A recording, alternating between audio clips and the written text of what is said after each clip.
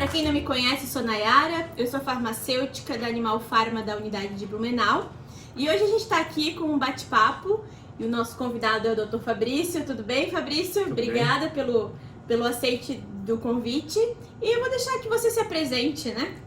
Meu nome é Fabrício, eu sou veterinário já formado há 11 anos. Eu me formei na Universidade Estadual do Norte Fluminense, em campus no Rio de Janeiro. E sou pós-graduado em Cardiologia Veterinária pela Amplivepa, na segunda turma. E atuo aqui na região de Blumenau e algumas cidades próximas com cardiologia veterinária, tanto a parte clínica quanto exames, etc. Legal.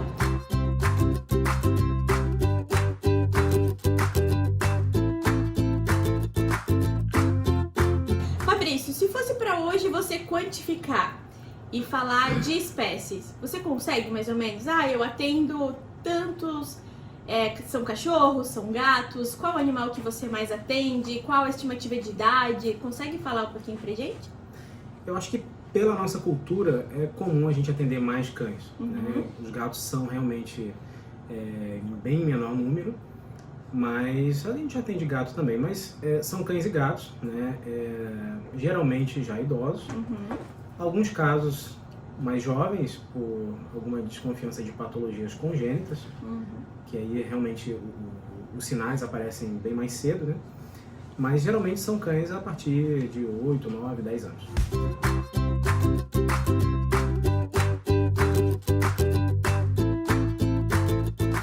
E o controle cardiológico, Fabrício, ele é indicado hoje a partir de qual idade? Não tem idade. Na verdade, os animais já começam a entrar na fase senil, claro, os de grande porte mais cedo, né, a partir dos 8 anos, mas os de pequeno porte, ali pelos seus 10 anos, a gente já considera numa fase senil. E geralmente as patologias que são genéticas é o momento que a doença começa a aparecer. Então, geralmente, a gente atende nessa faixa de idade.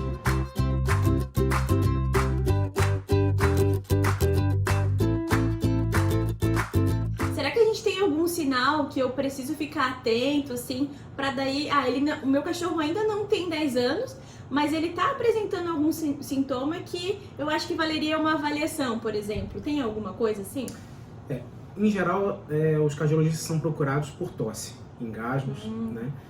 Muitas vezes é o que leva o proprietário, o tutor, a ficar preocupado com o animal. Entendi. Então ele começa a tossir esporadicamente e essas tosses vão ficando cada vez mais frequentes e é o momento que o cardiologista é procurado. Em alguns casos mais avançados, desmaios, e muitas vezes a tosse é tão exacerbada que o animal já não consegue mais dormir, né? Entendi. Um animalzinho diagnosticado cardiopata, ele não tem cura, certo? Não tem cura. O que a gente consegue é oferecer alguns tratamentos para melhorar a qualidade de vida dele. Exatamente. Então, eu queria que você me falasse, até pra gente poder orientar os tutores. Às vezes eles vão na farmácia, foi diagnosticado, vão lá na farmácia, e eles fazem a seguinte pergunta pra gente: será que eu preciso medicar com tudo isso? Será que é necessário? Parece tanto remédio, não vai fazer mal pra ele?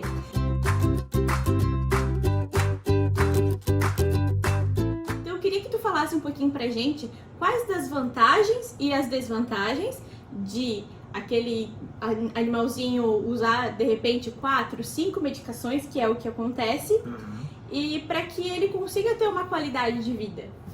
Bom, para esclarecer melhor, em geral, as cardiopatias não são passíveis de cura, mas as congênitas são passíveis de correção cirúrgica e muitas vezes, se a gente descobriu ela num momento que ainda não houve repercussão, que ainda não houve grandes consequências, mudança do formato do coração, a gente pode considerar que curou, né? Mas isso realmente são doenças pontuais, dependendo da rapidez que a gente faz o diagnóstico, né? E a gente pode limitar a cura para as congênitas, aquelas doenças que o animal nasce, que é uma má formação na formação embrionária.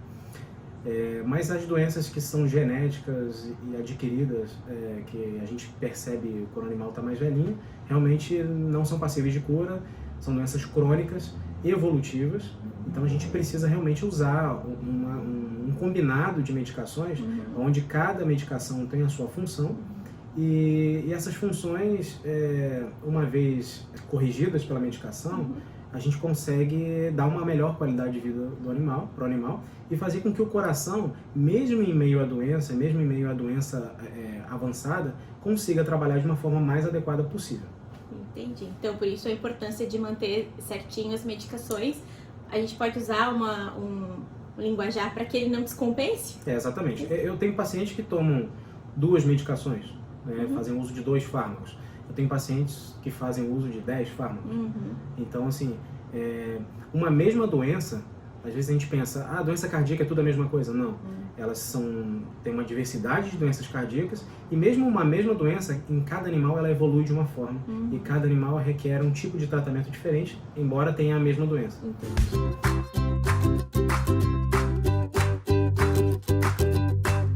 Então, existe alguma coisa, alguma medida que o tutor consegue fazer para que ele retarde um pouco se esse animal vir a ter uma doença, para prevenir essa doença cardiológica? Não sei, claro, tem muitos, como você falou antes, que ele vai ser congênito, certo? Exato. Mas outros são pela idade, isso? A gente não pode afirmar que a idade traz uma doença cardíaca, mas a idade faz com que apareça uma doença cardíaca genética, né? Aquele animal já tem uma predisposição genética a desenvolver aquela doença, e geralmente quem tem isso no gene, com a idade a doença começa a se manifestar. Mas o gene, ele já herda da família, né? Como cardiomiopatias, né? São doenças da musculatura do coração, doenças valvulares, que são as mais comuns da gente encontrar, né? Então são doenças genéticas que vão se manifestar geralmente a partir dos 7, 8, 9, 10 anos de idade, tá? E não há nada que a gente faça para conseguir impedir que esse gene se manifeste, que essa doença se desenvolva, e não há nada até hoje que a gente consegue dizer que conseguimos retardar a evolução da doença, tá? A doença vai evoluir de acordo com a informação genética já estabelecida, e a doença vai acontecer de acordo com o gene já existente. Entendi. Tá? Então, se o gene existe, a doença provavelmente vai acontecer. E se a doença, uma vez instalada, provavelmente ela vai continuar evoluindo, não importa o que a gente faça. A diferença da gente diagnosticar e medicar ou não medicar é que quando a gente medica, a gente consegue fazer com que o coração consiga trabalhar, a gente consegue corrigir as anormalidades cardíacas e fazer com que o coração consiga trabalhar mesmo em meio ao caos que a doença traz. Tá? E se a gente não tratar, a gente vai deixar aquele coração abandonado à própria sorte. Entendi. Ele pode, do nada, ter uma parada cardíaca, entrar num quadro de insuficiência cardiocongestiva, que é o edema pulmonar, formação de ascite, que é líquido na barriguinha. Entendi. E a gente entende que aquele quadro que antes havia andado um tempo compensado, agora descompensou. E, de repente, tratando, a gente conseguiria retardar essa descompensação ou impedir até que ela acontecesse.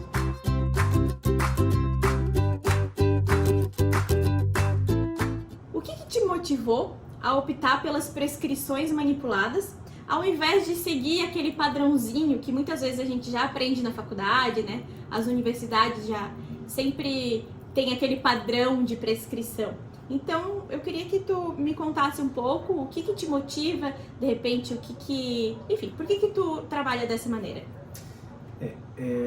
Quando a gente prescreve uma medicação manipulada, a gente tem uma primeira vantagem, que conseguir do proprietário a informação de como é mais fácil dar essa medicação. Esse animal toma cápsula, pessoalmente é a forma que eu mais gosto. Tá? É a forma mais simples, mais genérica, onde a gente consegue disfarçar essa medicação em vários atrativos para esse animal. Então, rações de forma úmida, rações enlatadas,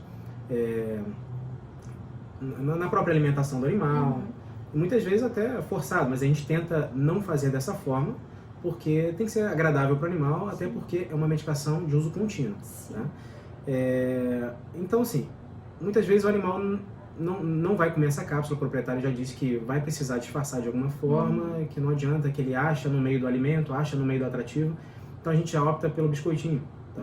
Tá? Então, a gente sabe que existem diversos sabores, diversas formas de palatabilizar isso. E é uma forma que alguns animais aceitam muito bem, mas é muito particular. Cada animal aceita a medicação de uma forma. E é o proprietário, o tutor, quem vai nos dizer qual é a forma mais fácil, que faça com que o tutor se sinta confortável em dar essa medicação e o animal aceite bem. Alguns animais também só tomam na forma líquida. Gatos, muito mais fácil, na minha experiência, fazer na forma de pasta ou gel, né? Porque eles conseguem, como são animais que se mantêm muito limpos, eles acabam se limpando com a medicação que fica no pelinho, na bochecha, na pata, e acaba não desperdiçando nada ou muito pouco. Tá? E uma outra vantagem é a dose exata. A gente conseguir parar de arredondar a dose, né? E fazer uma dose exata para aquele animal. Um exemplo, os cardiopatas, principalmente numa fase mais avançada, são animais que tendem a desenvolver doenças renais. E o uso de furosemida, que é um diurético de alça muito usado na cardiologia veterinária, pode fazer com que esse rim seja mais exigido. Então, o coração a doença cardíaca avançada já predispõe à doença renal. O uso de furosemida, que quase sempre a gente usa, já exige mais desse rim que de repente não tem tanto assim mais para dar. Então, se a gente faz uma dose arredondada para cima, a gente pode acelerar essa degradação renal. Então, eu procuro sempre fazer uma dose ajustada, sempre bem adequada ao caso do animal. Tá? Então, o fato de usar a medicação numa dose exata, para mim, é uma vantagem e eu acabei me adaptando a trabalhar dessa forma. É mais seguro também, Exatamente. Né? Mais seguro. Os meus pacientes são pacientes que ficam, muitas vezes, muitos anos sendo tratados por mim. Então, muitas vezes eu tenho que mediar, não só cuidar do coração, mas fazer uma medicina integrativa. Né? Pensar em todos os órgãos para que ele tenha uma vida boa e longeva da melhor forma possível. Legal. Então tá, muito obrigada. Eu acho que eu fiquei aqui, foi uma aula, né? Muitas perguntas foram sanadas. E muito obrigada pela sua participação. Eu que agradeço aí a oportunidade de falar um pouco sobre esse assunto que eu tanto gosto.